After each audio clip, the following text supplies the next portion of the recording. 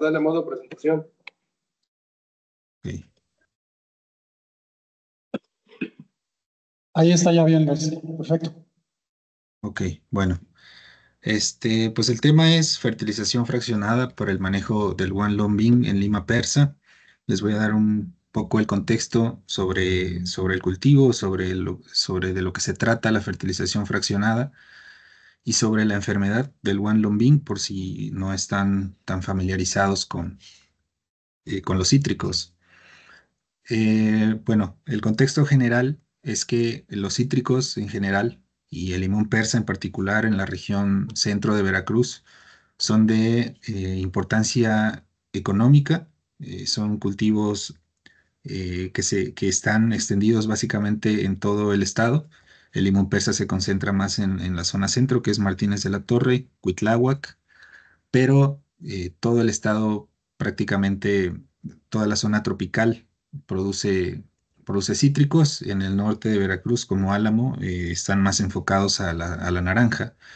Y también vamos a platicar un poquito sobre las diferencias en cuanto a tolerancia y susceptibilidad de los diferentes cultivos de cítricos. Lo importante en cuanto a económicamente hablando, bueno, México ocupa el cuarto lugar en el mundo en producción de cítricos y en México Veracruz es el principal productor. Eh, Se ha descrito, algunos estudios reportan que 4 de cada 10 pesos que se aportan por la venta de cítricos en México son de Veracruz. Entonces, es muy importante que como investigadores nos enfoquemos a los problemas que están mermando la producción en cada ciclo productivo.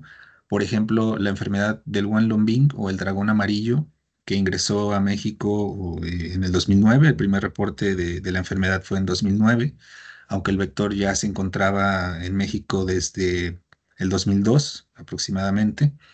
Pues es una enfermedad que primero es importante mencionar que no tiene una cura, no es curable, debido a que la bacteria no se puede aislar en medios artificiales.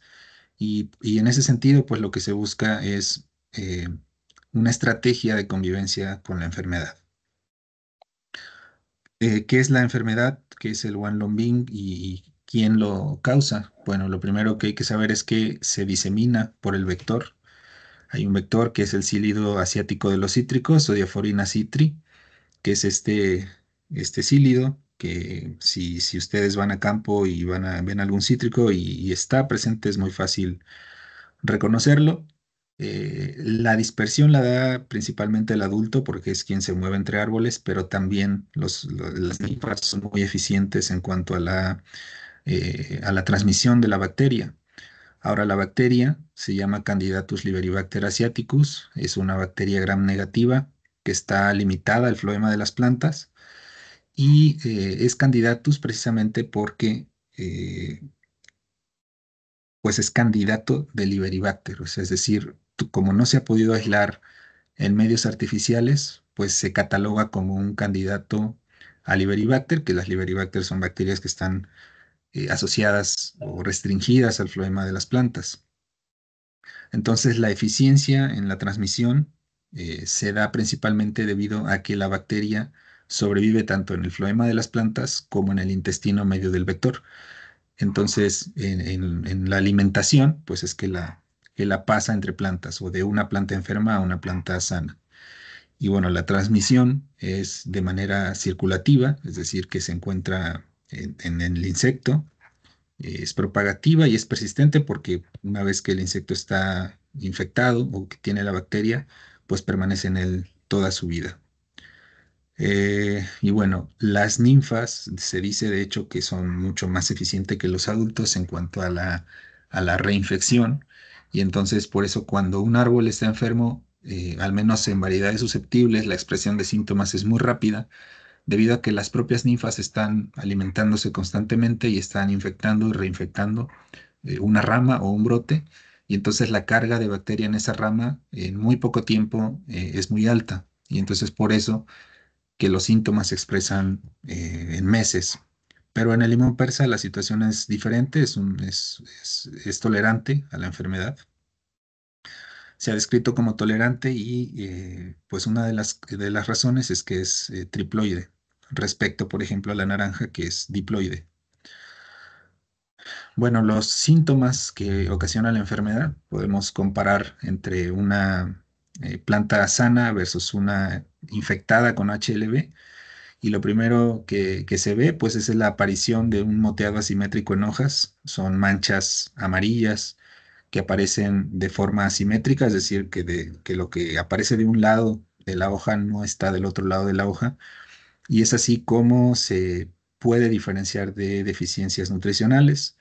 También se puede confundir con otra enfermedad que se llama Good Pocket, pero bueno, en general son síntomas muy similares, pero son muy característicos. Entonces, quien ya tiene experiencia, pues lo logra identificar rápidamente. Los frutos, una vez que ya hay frutos, al menos en variedades susceptibles como la naranja, se ve una maduración inversa, es decir, la maduración empieza a partir del peciolo y si se abre, si se corta transversalmente el fruto, los frutos son deformes y tienden a mostrar aborto de semillas.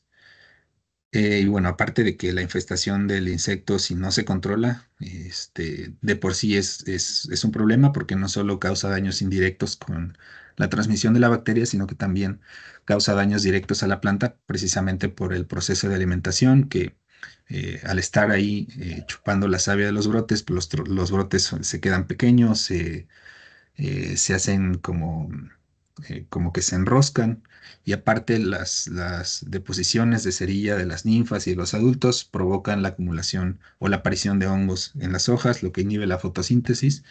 Entonces es un problema importante que requiere atención y que requiere que los productores estén constantemente controlando el vector. Entonces también se da la caída prematura de fruta. Esto se ha reportado por un desbalance hormonal en las plantas y las plantas enfermas también tienden a reducir el volumen de raíz precisamente por la muerte de raíces secundarias. Y en general en la planta se dan cambios a nivel transcriptómico, a nivel proteómico, metabólico y también de hormonas. Para que quede un poco más claro o para justificar por qué se midieron algunas variables, bueno, las hojas enfermas, como se puede notar aquí, también tienen aclaramiento de nervaduras. Las nervaduras se vuelven más amarillas, más gruesas, porque se dice que son corchosas por la acumulación de almidón. Bueno, estas hojas que son sintomáticas tienden a reducir la eficiencia del fotosistema 2, es decir, todo el aparato fotosintético se ve afectado por la pérdida de clorofila, por la pérdida de pigmentos fotosintéticos. Por supuesto, hay una reducción importante de clorofila. El taponamiento del floema, que se da también por calosa, por algunas proteínas. Toda la producción de fotoasimilados que se da en hojas se queda atorada en hojas, es decir, no puede bajar a la raíz y entonces se incrementa eh, la glucosa, la sacarosa y también almidón en hojas. Entonces, un indicativo o son, podríamos llamar los biomarcadores que podríamos utilizar para medir en una planta enferma y compararlo contra una planta sana. Entonces, aunado a esto y a a todos estos cambios fisiológicos que se dan en hojas, tiende a incrementarse la reflectancia. Recordemos que cuando la luz llega a las hojas, pues una parte de esa luz se absorbe por la hoja y se utiliza para la fotosíntesis. Pero como es demasiada la luz que llega a las hojas, una parte de esa luz se refleja.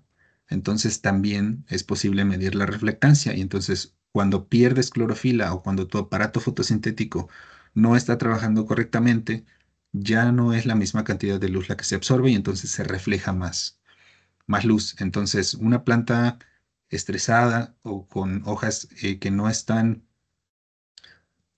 fotosintetizando correctamente tienden a mostrar mayor clorofila perdón, mayor reflectancia respecto a plantas sanas.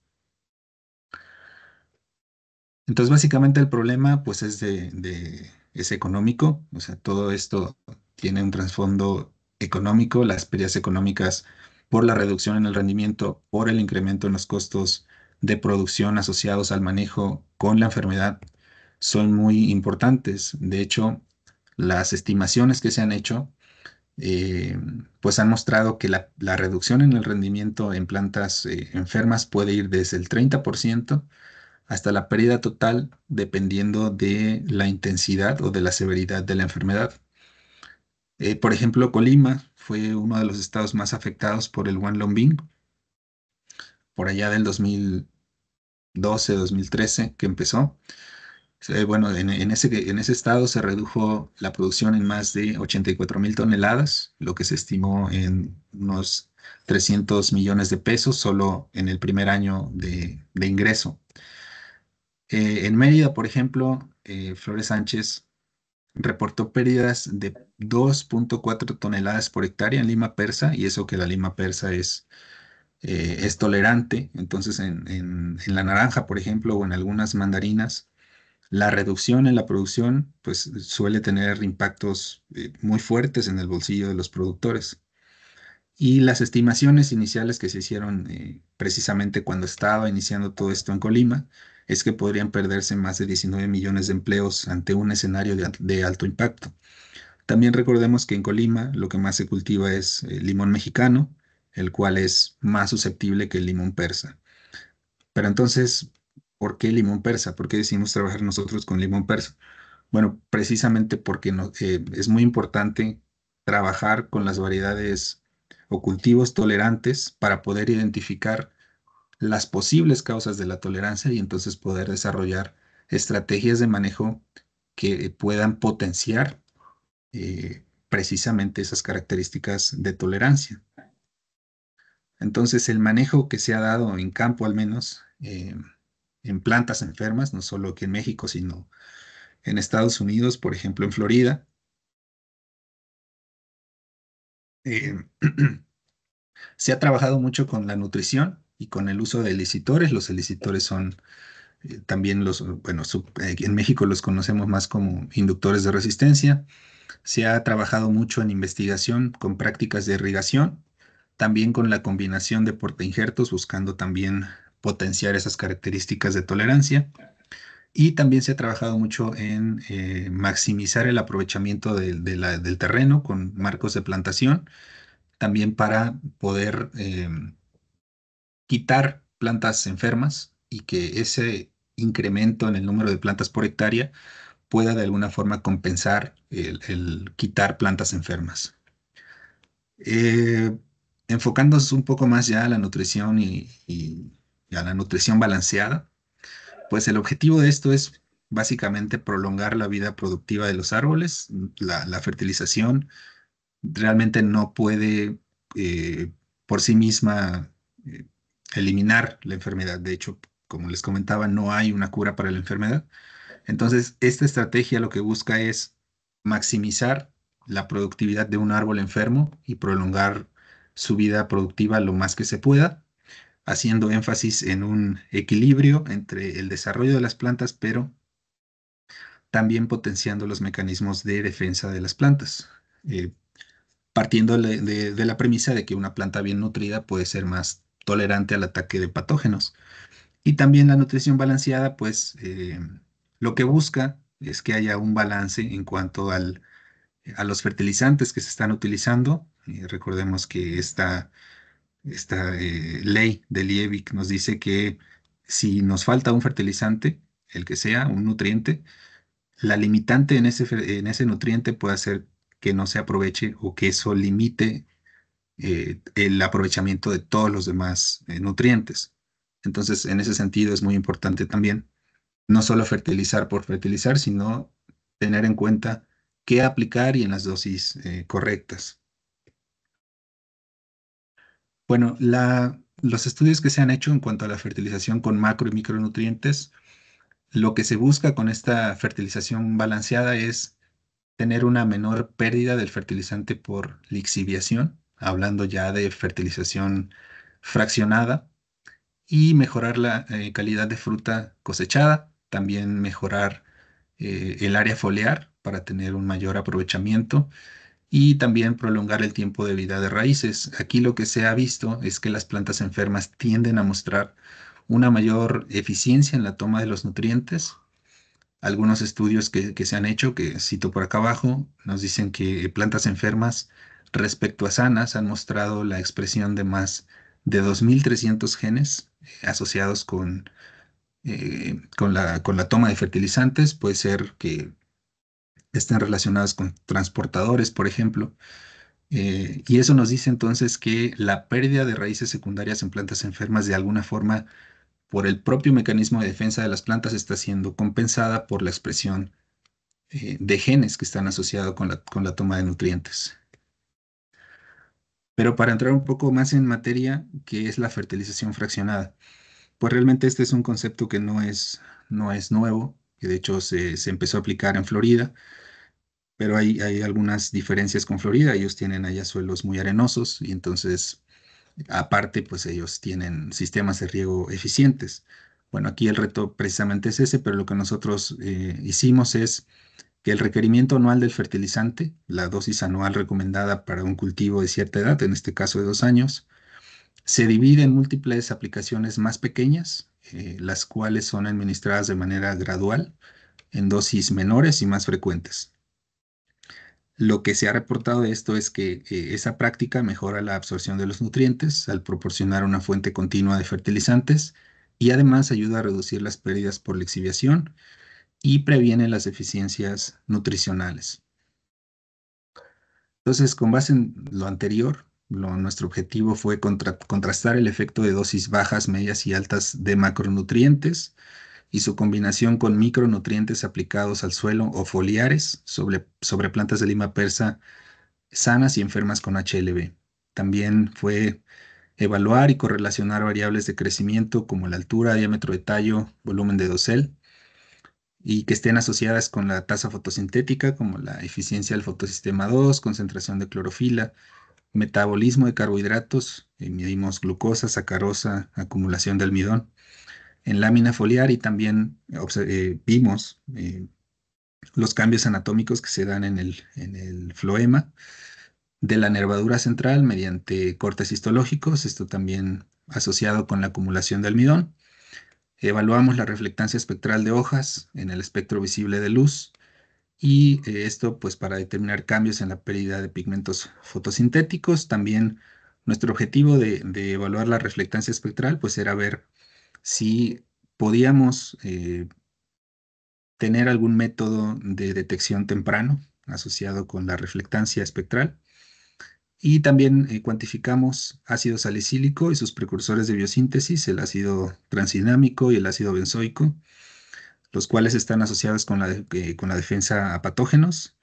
Y también pues cuantificamos la cantidad relativa de bacteria en hojas y lo asociamos todo con la severidad de síntomas observables a nivel foliar. Entonces, ¿qué fue lo que hicimos? Bueno, trabajamos con lima persa injertada sobre patrón Citrus macrophylla. Las plantas fueron adquiridas en un vivero certificado, los patrones, y posteriormente se colectaron varetas de un árbol enfermo, un árbol previamente confirmado como positivo a HLB, en el INIFAP o en parcelas del INIFAP Ixtacuaco, que está en Martínez de la Torre. Con estas varetas injertamos yemas a los patrones que habíamos adquirido previamente y la confirmación de la infección o no infección de esas plantas se realizó mediante PCR punto final y posteriormente montamos el experimento cuando la planta tenía aproximadamente 2 años de edad. En cuanto a la aplicación de tratamientos, como lo comentaba, teníamos 3 niveles de macronutrientes, a los cuales denominamos MA1 como la dosis baja, MA2 como la dosis media y MA3 como la dosis alta. Tenemos también 3 niveles de micronutrientes, sin micronutrientes, con micronutrientes al suelo y con micronutrientes al suelo, más foliares. Eh, entonces, cada nivel de macronutrientes tenía sus 3 niveles de micronutrientes.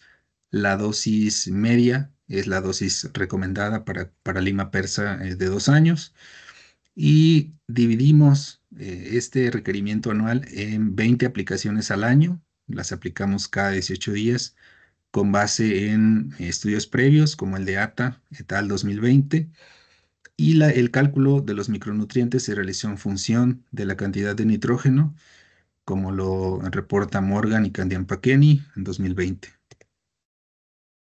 Se utilizó un diseño factorial 2x3x3, que significa dos niveles de sanidad, tres niveles de macronutrientes y tres niveles de micronutrientes.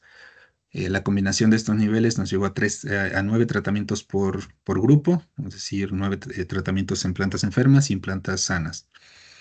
Y se utilizó bloques al azar, bloques completos al azar, con 4 repeticiones por tratamiento. Las variables de respuesta, bueno, fueron la detección de la bacteria mediante PCR punto final al inicio. Posteriormente, mediante tiempo real, PCR en tiempo real, determinamos la cantidad de bacteria utilizando ligos específicos y sondas específicas. Eh, el cambio en la cuantificación relativa se realizó utilizando un gen endógeno de planta, que fue COX, y se cuantificó al final del experimento respecto al inicio del experimento. Es decir, qué tanto se incrementó la bacteria desde que iniciamos con el experimento hasta que lo terminamos, que fue un año de aplicar los tratamientos. En cuanto al crecimiento y desarrollo, medimos variables como altura, volumen de dosel y diámetro de tallo. Medimos la eficiencia del fotosistema 2 mediante fluorescencia de clorofila. Cuantificamos clorofila en hojas. Cuantificamos glucosa y sacarosa utilizando kits comerciales. Cuantificamos almidón, para lo cual realizamos una curva estándar y la tinción se realizó con yodo y con yoduro de potasio, esto mediante espectrofotometría. También hicimos cortes histológicos de la nervadura central y medimos el ancho del floema y pues también observamos la presencia de granos de almidón. El espectro de reflectancia en hojas lo medimos con un espectro radiómetro en una cámara en laboratorio, una cámara que construimos con luz de halógeno, luz artificial, después de hacer pruebas en campo, en donde notamos una gran variabilidad en la intensidad de la luz. Entonces decidimos mejor utilizar un módulo de luz artificial para quitar, digamos, la variación que se tenía en campo y tener cambios que fueran solo asociados a cambios por la estructura de la hoja y no por cambios en la intensidad de luz. Para la cuantificación de hormonas, las medimos con cromatografía de gases masas. Cuantificamos ácido transinámico, ácido benzoico y ácido salicílico en hojas. Y para eso generamos protocolos específicos para el laboratorio de suelos del campus Veracruz. Para la cuantificación son 3 pasos esenciales, o bueno, para la cuantificación general, pero 2 específicamente, que es la extracción de los analitos y la derivatización. Posterior a la derivatización, pues ya se puede cuantificar, pero también es necesario hacer curvas de calibración con los estándares puros para conocer las concentraciones de los analitos en la muestra. Y bueno, esto como parte también de la validación del método, la curva de calibración, la linealidad y la robustez de la prueba. La severidad de síntomas a nivel foliar se realizó de manera visual con una escala reportada previamente y posteriormente se cuantificó el porcentaje de severidad con una fórmula reportada por Shokrola. Entonces, todas las variables previamente mencionadas, de alguna forma tratamos de asociarlas con la severidad de síntomas foliares, es decir, si había mucha bacteria, qué tanto eso se correlacionó con la expresión de síntomas visuales, o si había mucho almidón, que se entiende que la mayor cantidad de almidón está asociada con un mayor progreso de la enfermedad, bueno, si eso se correlaciona también con la expresión de síntomas foliares. Bueno, el análisis estadístico se realizó en RStudio y se probaron supuestos estadísticos como normalidad, homogeneidad de varianza, independencia y kurtosis. Para los casos donde no se cumplía con los supuestos, se utilizó la transformación Box-Cox. Se realizaron ANOVAs con modelos lineales mixtos y las comparaciones de medias se realizaron con la prueba de Tukey. También realizamos un modelo de regresión polinomial de segundo grado y algunas pruebas multivariadas. Bueno, como parte de los resultados, lo primero que voy a presentar es la cuantificación de la bacteria. ¿Qué pasó con la cantidad de bacteria en hojas al final del experimento respecto al inicio y cómo esto se relacionó con la severidad de los síntomas a nivel foliar? Bueno, los síntomas, importante comentar que el porcentaje de severidad en general fue bajo, fue cerca del 8% al final del experimento, lo cual lo consideramos bajo comparado con lo que se llega a reportar en campo, que puede llegar hasta el 60%. Entonces, realmente la expresión de síntomas visibles fue muy baja, apenas perceptible. No llegamos a tener ni siquiera un moteado asimétrico claro, pero sí notamos algunas islas amarillas, notamos engrosamiento de nervaduras. ¿Y esto cómo se correlacionó con la cantidad de bacteria? Bueno, la cantidad de bacteria para todos los tratamientos en general se realizó en pool, por eso no tenemos aquí una prueba de Tukey. Se realizó en pool de las 4 repeticiones y lo que podemos notar es que en la mayoría de los tratamientos la cantidad de bacteria subió respecto al inicio. Aquí, ¿cómo sabemos? Bueno, si lo que esté por arriba de uno es que subió, si está por abajo de uno es que bajó, o si está muy cerca de uno, pues es que no hubo cambios significativos. Entonces, podemos notar que en la mayoría de los tratamientos se tuvo un incremento, en algunos menor, en algunos mayor, pero resalta que un tratamiento, particularmente las dosis medias de macronutrientes con micronutrientes al suelo, no mostraron cambios significativos en la cantidad de bacteria respecto del inicio al final. Entonces, aquí podemos notar que sí hay una correlación, digamos, entre la expresión de síntomas foliares respecto a la cantidad de bacteria, o al menos las tendencias se relacionan, pues, en cuanto a si hay más bacteria, hay mayor severidad, al menos sin la aplicación de micronutrientes y con la aplicación de micronutrientes al suelo. Acá, con micronutrientes al suelo más foliares, ya notamos que no hay, digamos, esa correlación. Y también notamos, por ejemplo, que con las dosis más bajas de macronutrientes hay una respuesta más homogénea en cuanto a la cantidad de bacterias. Es decir, en todos los MA1 se observó una cantidad de bacterias similar respecto a MA2, que es muy variable en los 3 niveles de micronutrientes, y también respecto a MA3. Entonces, bueno, notamos que la dosis media con micros al suelo mostró, digamos, una respuesta más favorable, posiblemente porque esta combinación de nutrientes generó una mejor condición en las plantas que permitió que no se incrementara la bacteria de manera considerable en este tratamiento. Ahora, ¿qué pasó con la eficiencia fotosintética? Bueno, aquí digamos que al inicio del experimento, aquí lo hicimos en 3 tiempos experimentales, al inicio, a la mitad y al final del experimento. Iniciamos en agosto del 2021 y terminamos en septiembre del 2022. Bueno, resalta que al inicio del experimento se tenía una gran variación en cuanto a la eficiencia fotosintética. Al inicio del experimento las plantas llevaban como 8 meses de inoculadas, y entonces una vez que se empezó con la aplicación de tratamiento, resalta que la eficiencia fotosintética se estabilizó, ya no se encontraron cambios significativos entre los tratamientos, por lo cual nos lleva a pensar que hubo un efecto benéfico de los tratamientos en cuanto a la eficiencia del fotosistema, pero sin diferencia entre ellos, es decir, todos los tratamientos lograron estabilizar la eficiencia fotosintética. Hay una ligera tendencia de que las plantas enfermas en promedio, no específicamente en tratamientos, pero sí en promedio, de que las plantas sanas tienden a tener una mayor eficiencia fotosintética respecto a las plantas sanas. En cuanto a la reflectancia, bueno, les comentaba que habíamos trabajado con la reflectancia en el espectro visible de luz. Esto quiere decir que trabajamos de los 450 nanómetros a los 800 nanómetros.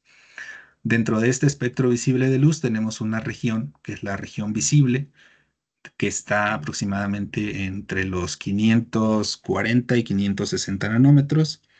Posteriormente tenemos infrarrojo e infrarrojo cercano, y menor a los 400 tenemos el ultravioleta.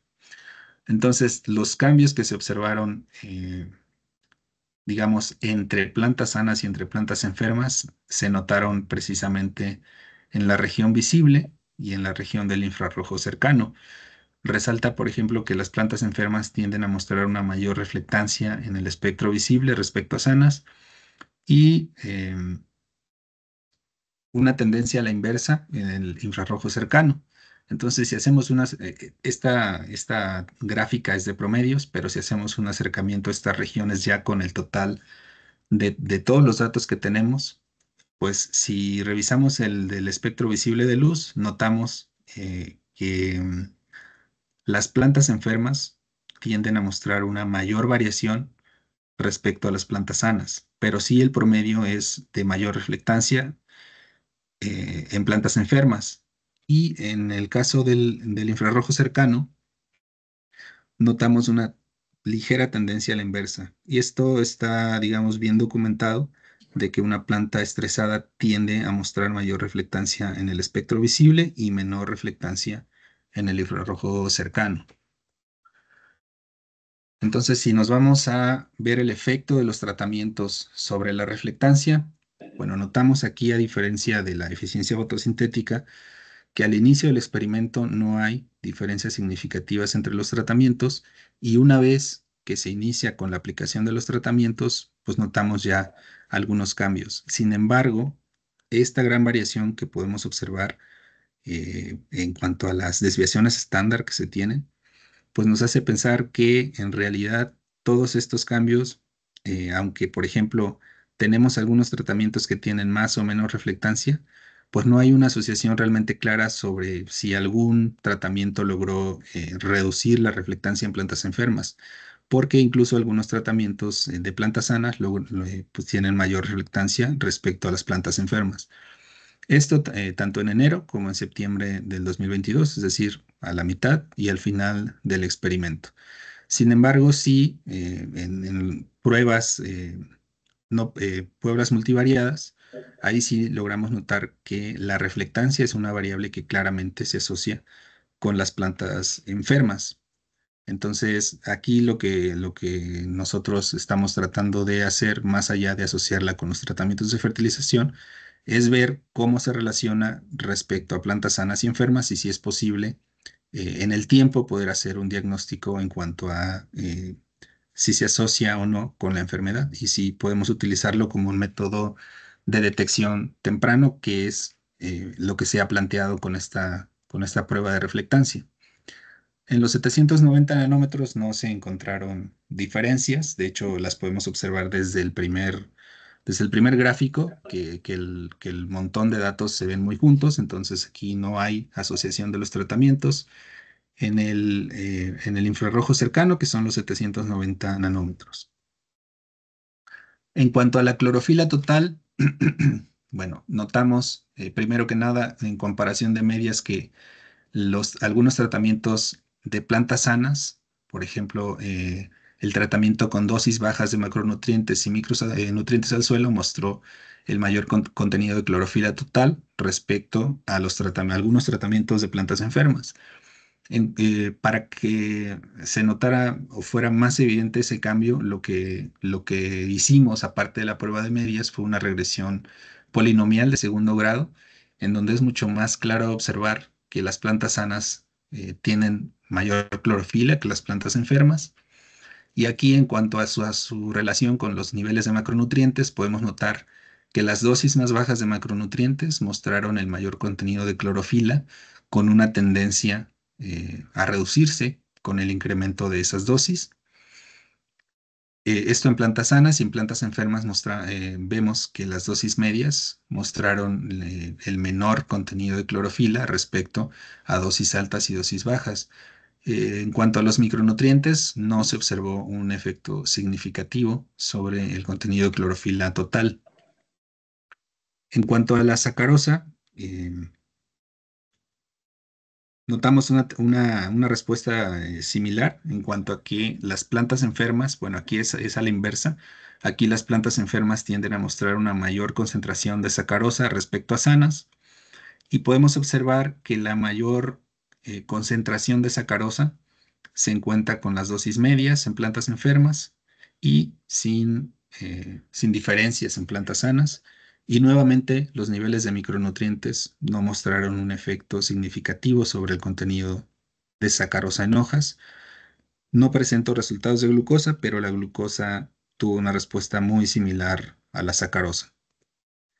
En cuanto al contenido de almidón, nuevamente podemos observar que las plantas enfermas tienden a mostrar una mayor cantidad, una mayor acumulación de almidón en hojas respecto a sanas, y aquí podemos notar que la menor acumulación en hojas de almidón en hojas en plantas enfermas se observó con las dosis más bajas de macronutrientes y con una tendencia a incrementarse, de hecho con una tendencia lineal, con el incremento de las dosis de macronutrientes, esto en plantas enfermas, y se observó una tendencia diferente en plantas sanas.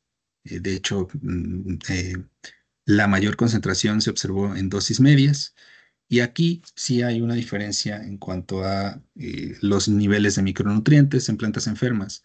Aquí lo que notamos es que sin la aplicación de micronutrientes, es decir, con Mi 1, se obtuvieron menores concentraciones de almidón y se incrementaron con el uso de micronutrientes al suelo y con micronutrientes al suelo más foliares. Ahora, ese incremento de almidón cuantificado en las hojas también lo pudimos observar con los cortes histológicos.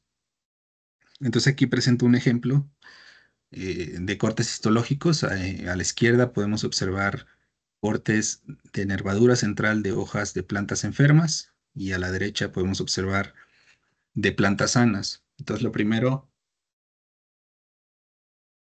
que hay que observar es que si hacemos un acercamiento, bueno, esto es a 10x y a 40x, podemos observar que las plantas enfermas mostraron acumulación de almidón.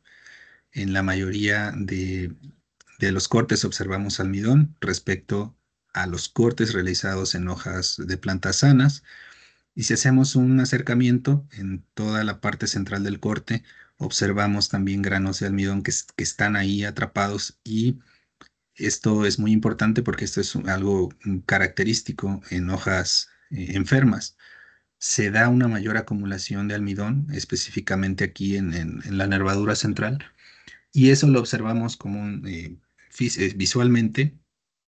Las nervaduras empiezan como a hincharse y empiezan como a abrirse. Entonces eso lo llaman nervaduras corchosas. Entonces aquí también lo que notamos es que el ancho del floema es mucho mayor en plantas enfermas respecto a plantas sanas. Entonces hay una relación ahí muy importante en cuanto a la acumulación de carbohidratos en hojas de plantas enfermas, aún con la aplicación de los tratamientos, y esto no se observó en el caso de plantas sanas.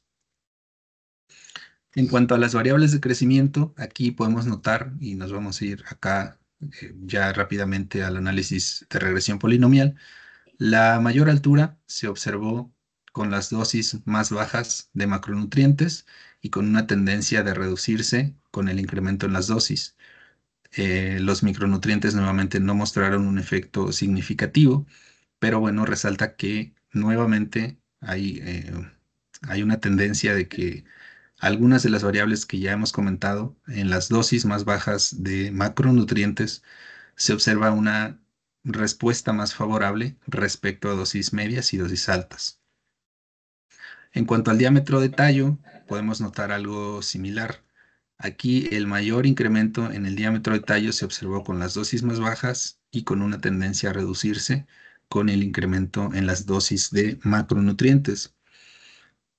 Nuevamente no hay diferencias significativas en los niveles de micronutrientes, pero en cuanto al volumen de dosel, el volumen de dosel de hecho fue la variable que más se afectó en plantas enfermas. Hay una diferencia significativa importante entre los grupos, y resalta, por ejemplo, nuevamente las dosis más bajas de macronutrientes mostraron una mayor respuesta, es decir, un mayor volumen de dosel respecto a dosis medias y a dosis altas, y se logra observar una regresión negativa, es decir, que las dosis altas no necesariamente están mostrando los mejores resultados y nuevamente no hay un efecto significativo de los niveles de micronutrientes.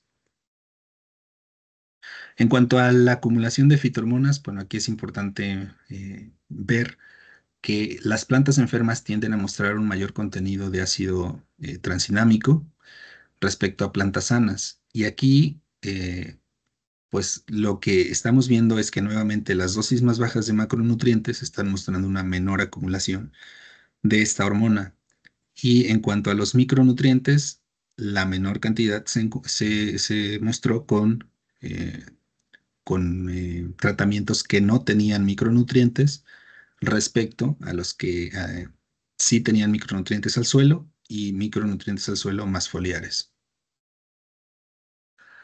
Bueno, el ácido benzoico, aquí lo que podemos notar es que nuevamente las plantas enfermas mostraron una mayor cantidad de ácido benzoico respecto a sanas y nuevamente las dosis más bajas de macronutrientes mostraron la menor acumulación de ácido benzoico respecto a dosis medias y altas.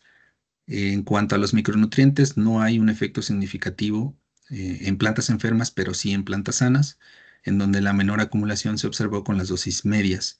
Aquí resalta, y podemos ver en esta gráfica, que los tratamientos que no tienen micronutrientes en plantas enfermas mostraron la mayor acumulación de ácido benzoico respecto a las dosis con micronutrientes al suelo y con micronutrientes al suelo más foliares. Y aquí lo importante de saber, pues sería conocer por qué sin la falta de micronutrientes al suelo estamos teniendo una mayor cantidad de ácido benzoico en plantas enfermas.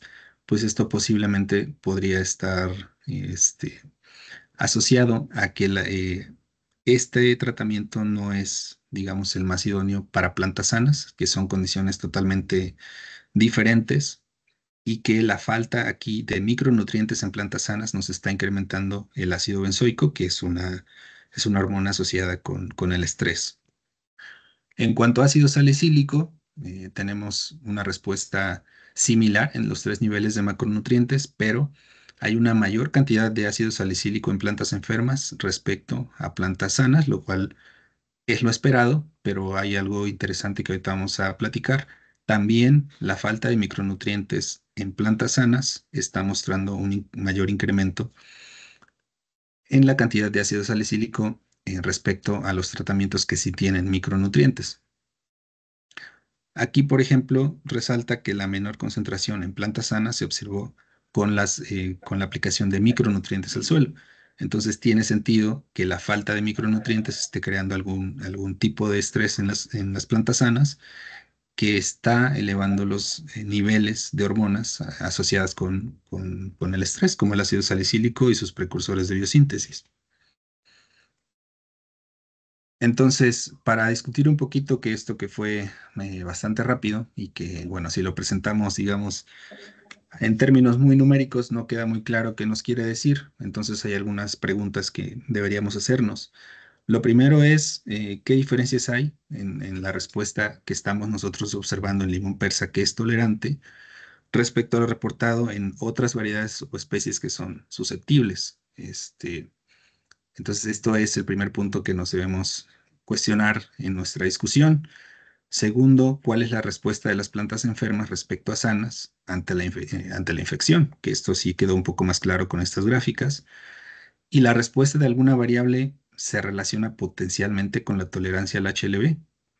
Bueno, eso es algo también que vamos a ver. ¿Y por qué el tratamiento que tiene dosis bajas de macronutrientes con micronutrientes al suelo mostró menores afectaciones respecto al resto de los tratamientos? Entonces, para eso, y para resumir un poco la discusión que es bastante extensa, lo que estoy tratando de mostrar en este modelo hipotético, si podemos llamarlo de alguna forma, es primero, a la derecha podemos observar la respuesta que obtuvimos en limón persa, en plantas enfermas y sanas, y a la izquierda tenemos lo que se ha reportado. No lo hicimos nosotros, esto es lo que se reporta en la literatura en especies o variedades susceptibles.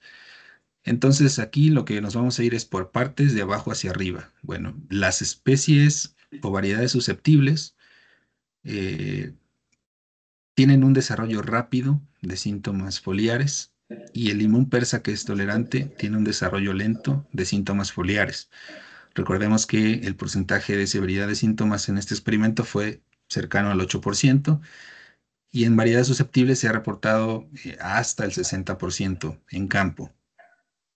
Entonces, lo primero que hay que conocer es que en ambos grupos se ha reportado una reducción en el volumen de raíz. Eh, Aquí lo que resalta es que la asimilación y la translocación parece ser más eficiente en variedades tolerantes como el limón persa, posiblemente por el incremento en la actividad de transportadores específicos de nutrientes y a una mayor eficiencia en la absorción, como ya les comentaba, respecto a variedades susceptibles, ¿no?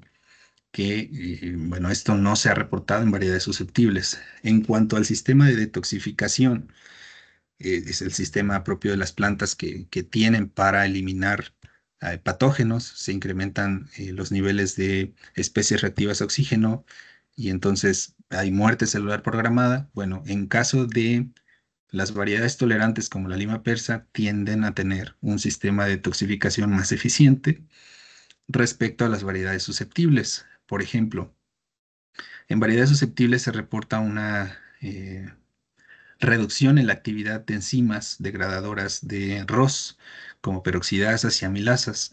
Y en el caso de variedades tolerantes como el limón persa y algunas otras, las amilasas y las peroxidasas están más activas. Y también hay algunas como la endoquitinasa B, que posiblemente directamente podría estar asociada o reducir las poblaciones de la bacteria. Entonces, todo esto es lo que se ha reportado. Aquí lo que observamos nosotros ya en limón persa, el cuadrito de la izquierda son las plantas sanas y el de la derecha son las plantas enfermas. Naranja es una mayor quiere decir que en esa variable se observó eh, pues una mayor altura, por ejemplo, y el verde es menor. En cuanto a las flechitas verdes y rojas, tienen que ver con lo reportado en la literatura, que puede ser incremento o decremento. Entonces, las plantas enfermas mostraron una mayor cantidad de almidón respecto a plantas sanas. Em, en cuanto a la cantidad de bacteria, pues las plantas sanas no tienen bacteria, pero la actividad de la bacteria en plantas enfermas fue evidente, la logramos cuantificar y aquí lo que se dice es que hay una reducción en el flujo de fotoasimilados en el floema por la acumulación de almidón. Precisamente aquí lo que nosotros notamos es que las plantas enfermas tenían mayor almidón. Notamos también un mayor incremento en el diámetro de tallo y en el ancho del floema en las plantas enfermas, y esto podría estar asociado con una mayor regeneración del floema, que esto sí se ha reportado respecto a variedades susceptibles, en donde hay daños anatómicos en el floema y no se ha reportado una regeneración eficiente del floema y posiblemente por eso también pues sea una característica de susceptibilidad de estas variedades. Esto a su vez lleva a una inhibición en el transporte de fotoasimilados que se cierra completamente, eh, y esto lleva a la acumulación de carbohidratos en hojas, contrario a lo que se ha visto en variedades tolerantes. Entonces, se observó una mayor altura, mayor volumen de dosel en plantas enfermas. Aquí observamos también mayor cantidad de almidón. Perdón, acá es en plantas sanas, acá observamos mayor cantidad de almidón en plantas enfermas. Y todas estas variables que medimos que están relacionadas con la acumulación de carbohidratos, pues tienen un objetivo también de la glucosa, que es que se produce en la fotosíntesis, se derivan algunas rutas de biosíntesis. Por ejemplo, la ruta de biosíntesis de ácido salicílico parte de la glucosa. Y hay dos vías generales, que es la vía del isocorismato y la vía del ácido shiquímico. Entonces, en esta vía de ácido shiquímico nosotros trabajamos con el ácido cinámico, el ácido benzoico y el ácido salicílico. Entonces, aquí lo que nosotros observamos es que, por ejemplo, en variedades susceptibles, lo que se reporta es un incremento de ácido transinámico, un incremento de ácido benzoico y también un incremento de ácido salicílico. Lo que nosotros tenemos es un incremento en los tres, pero los niveles de ácido salicílico que nosotros encontramos respecto a lo que se ha reportado en variedades susceptibles es al menos 3 veces menor. Y el ácido benzoico, lo que nosotros encontramos es una concentración al menos 10 veces más de lo que se ha reportado en variedades susceptibles. Entonces aquí hay unas hipótesis que nos planteamos. Lo que nosotros pensamos y también con base en análisis de correlación que hicimos con nuestros resultados es que posiblemente la conversión de ácido benzoico a ácido salicílico se esté viendo reducida. Posiblemente la actividad de la enzima que cataliza el ácido benzoico a ácido salicílico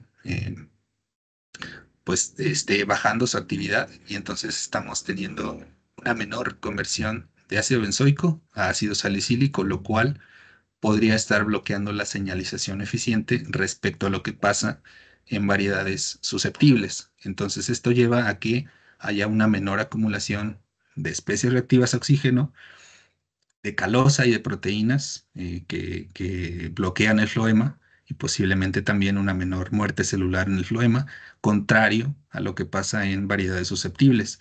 Entonces, esto es importante, es solo una hipótesis, pero ahorita lo que vamos a precisamente a trabajar es con temas de transcriptómica para ver la actividad de esta enzima y ver si realmente en limón persa esta podría ser una característica de tolerancia respecto a lo que se ha reportado en variedades susceptibles.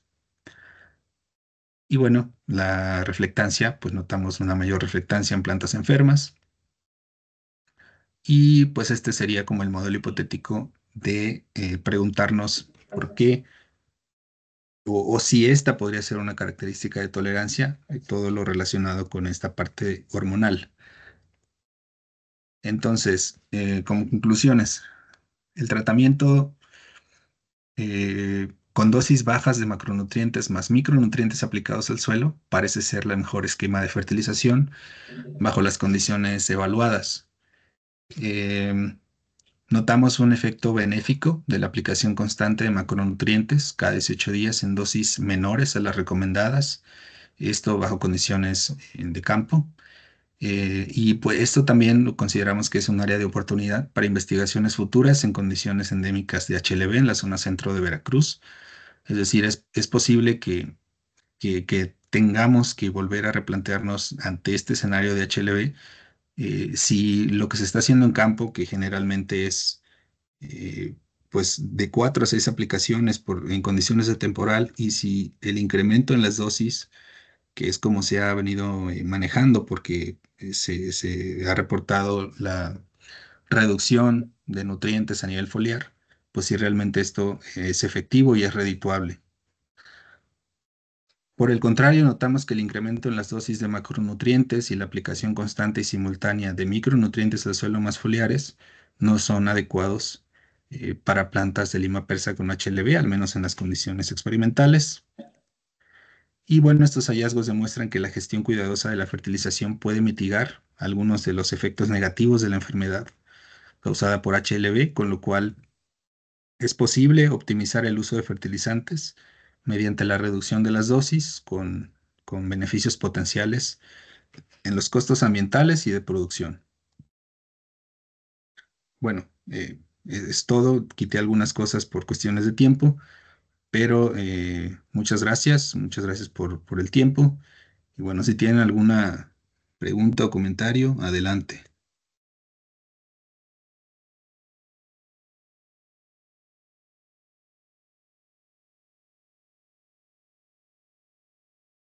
Gracias, doctor Luis.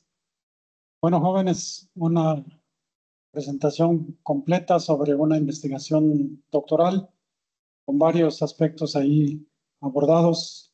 Espero que hayan este, comprendido varias cosas y cualquier pregunta o interrogante que tengan, planteenla ese momento para que el doctor nos conteste. Sí. La curva de extracción que utilizó fue, bueno, ¿dónde la tomó? Es que no vi que la mostrara. La o curva de calibración de exacto. almidón o de No, fitohormonas. la curva de extracción de de macronutrientes y micronutrientes de limón.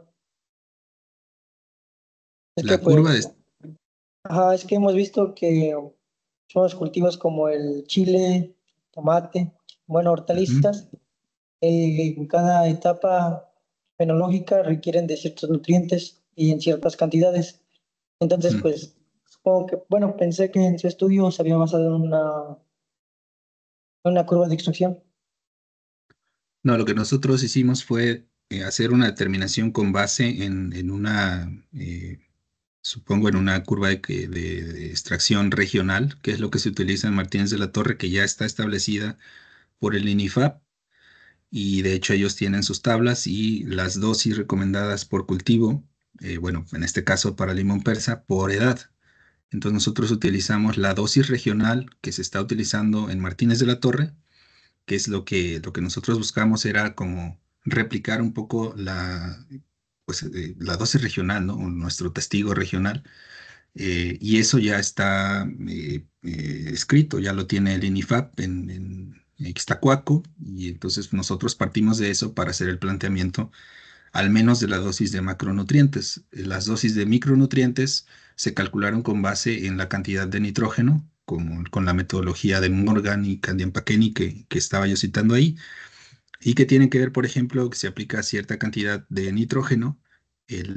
Por ejemplo, el calcio es el 20% de la cantidad de nitrógeno, el magnesio también, que son macronutrientes secundarios. Si vas a aplicar, no sé, manganeso, entonces ya es el 6% de lo que estás aplicando de nitrógeno. eh, y bueno, así sucesivamente con todos. Así fue como nosotros hicimos el cálculo, pero tratamos de hacerlo con base en lo que se está haciendo regionalmente. ¿Alguien más? Chicos, preguntas, comentarios, ¿se valen? ¿No?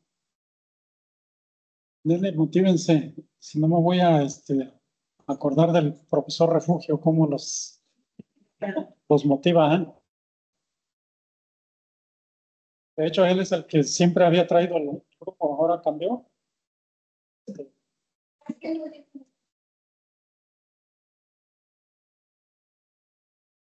Perdón, hola, buenos días. Nada más una pregunta. El porcentaje de bacterias que se encuentra en limón persa, escuché que era del 8%, en comparación con especies susceptibles que era de hasta el 60% en campo. ¿Se debe a la tolerancia que tiene el limón persa, esa baja cantidad, o a las condiciones del experimento de que, pues, en este caso se infectó a través de la yema y no hay como que la presencia del vector como en campo? Sí, gracias. Es buena pregunta. Bueno, lo que estás hablando es de la severidad. El porcentaje de severidad fue de cerca del 8% en limón persa y en variedades susceptibles y en condiciones de campo se ha reportado de hasta el 60%. Claro, esto depende de la intensidad, de la severidad, de la edad de la plantación, de las condiciones en las que estén de manejo, específicamente en las que esté la plantación, pero tiene que ver con las dos que mencionas. En condiciones de campo y con la presencia del vector, lo que hay es una reinfección constante. Es decir, si tienes el vector y hay movilidad del vector entre árboles, un árbol, todo el tiempo, si se está alimentando el vector, está entrando bacteria. Eso hace que la expresión de síntomas se acelere. En nuestro caso no teníamos vector y tratamos de evitarlo completamente. Y el único inóculo que tuvimos fue la bacteria que llevaba la yema que injertamos en los patrones. De hecho, tuvimos como el 50% de las plantas que nosotros injertamos no amplificaron precisamente por esa razón, porque la eficiencia de la transmisión por injerto es mucho menor que la eficiencia de la transmisión por vector, pero no es porque, o sea, si tú pones un vector y un injerto, no es comparativo, pero como tienes muchos vectores y tienes picos poblacionales anuales que están relacionados con las temperaturas, entonces en ese caso tú tienes reinfecciones todo el tiempo. Y eso hace que el incremento de la bacteria sea muy rápido en condiciones de campo e incluso, aunque el limón persa es tolerante, que también ese es un factor por el cual se desarrolla más rápido, más lento los síntomas, pues aunque sea tolerante, si tú tienes una reinfección constante, en ese caso sí vas a tener una expresión de síntomas más rápida, aunque sea limón persa, que como lo tuvimos nosotros, porque solo fue una inoculación inicial. Entonces sí tiene que ver con las dos cosas, pero en condiciones de campo, sobre todo en parcelas donde no hay un control efectivo del vector, pues la expresión de síntomas es más rápida, pero por ejemplo el limón persa, lo más que yo he leído que se reporta es el 30%. Y eso en plantaciones de 7 años, de 8 años que ya están en su etapa productiva, pues el mayor, ¿no? El mayor pico productivo. Eh, entonces sí, tiene que ver con eso. Y en nuestro caso, pues fue bajo precisamente porque solo tuvimos una inoculación inicial. Gracias. Más. Son términos que no sé si todos conocen, reflectancia espectral, elicitores, todos ya conocen esos términos. Decía un profesor en la bienvenida de los estudiantes de Generación Otoño 2024, que fue hace 8 días, nosotros vamos a quedar como la generación que casi acaba con el planeta. Y ustedes son la generación que va a tener la responsabilidad de salvar el planeta o de acabarlo de una vez si no hacen nada. Entonces tienen un gran reto ustedes realmente como futuros profesionistas y hay que empezar a documentarse con esa información nueva, actual, para realmente después llevarla a la práctica en su ejercicio profesional, ¿no?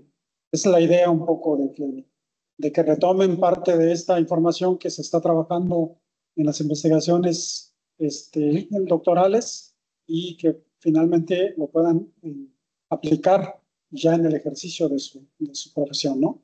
¿Alguien más que quiera preguntar algo sobre esos tópicos que comentó el doctor?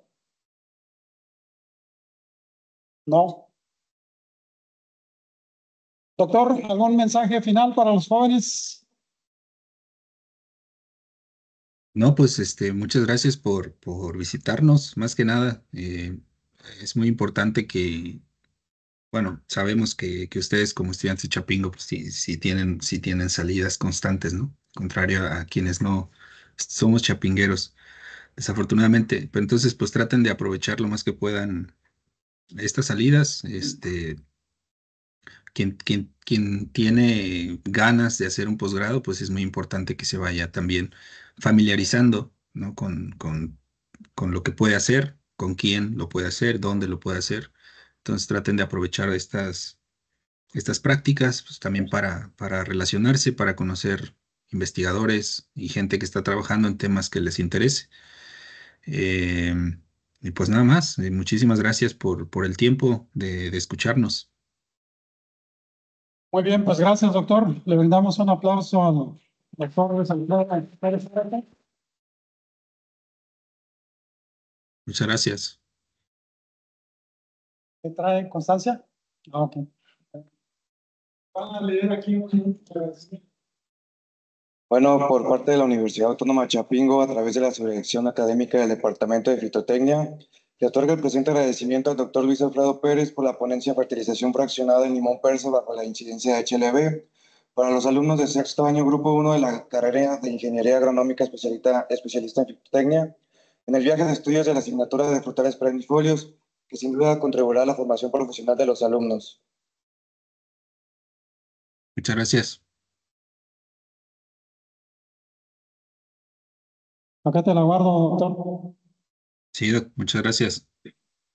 Bueno, pues gracias, doctor. Entonces estamos en contacto, ¿no? Sí, muchas gracias por la invitación y que sigan ahí disfrutando del calorcito. Ahorita vamos a salir al calor. Dale, Excelente. gracias. Vale. De nada, nos vemos. Bueno, chicos, nos dieron las 10:30 en el momento, y si no nos vamos al campo, nos gana el calor. Entonces yo creo que nos vamos de una vez directo al campo.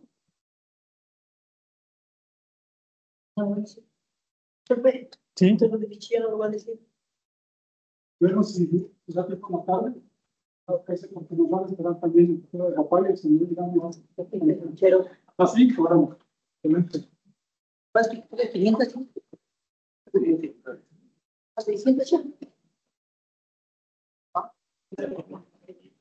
Vamos. ¿Me la puedes guardar?